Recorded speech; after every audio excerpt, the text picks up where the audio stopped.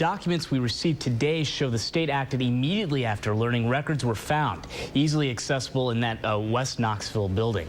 The night our story aired in April, a state spokesperson alerted Commissioner Doug Varney about the incident. The next morning, those records were cleared from the abandoned Waterside building and then shredded. The state also put up no trespassing signs. An email from a state security chief showed no other patient records were found in any other Lakeshore buildings, but we learned it was a different story elsewhere in the state. Uncertainty is still in the air at Lakeshore Mental Health Institute. The state of Tennessee has worked for close to 2 months to find out how these patient records made their way to the floor of the abandoned Waterside building.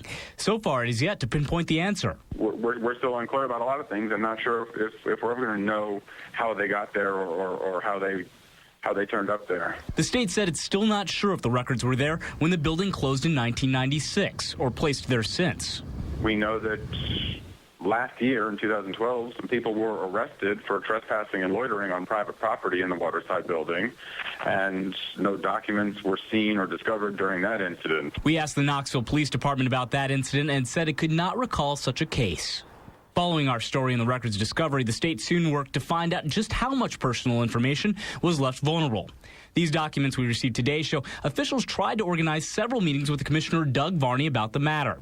Another email asked whether any of the records included staff members' personal information. None was found. But the investigation did make another discovery. The documents we received from the state showed that Lakeshore was not the only mental health institute in Tennessee where records were found inside of an abandoned building.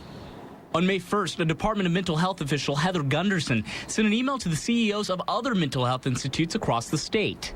Her email read, quote, "CEOs, please make sure you don't have any confidential records left in any unsecured old buildings." Well, just 2 days later, a state employee reported that he found at least 20 boxes of records in an abandoned building at the Middle Tennessee Mental Health Institute. Since you and this Knoxville resident brought this to our attention, we looked in additional buildings at our other hospital campuses to see if anything else might be found there. They were left behind. It was something that it was left there. Those records date back to the 80s. The state then reviewed them and then decided which ones to destroy.